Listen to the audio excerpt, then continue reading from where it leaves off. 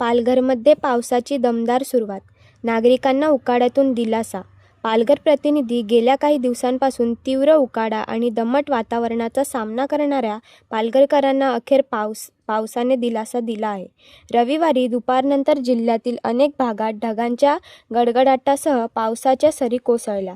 पालघर, बोईसर, सफाळे, केळवे, डहाणू, वाडा आणि विक्रमगड परिसरात हलक्या ते मध्यम स्वरूपाचा पाऊस झाल्याने वातावरणात गारवा निर्माण झाला आहे.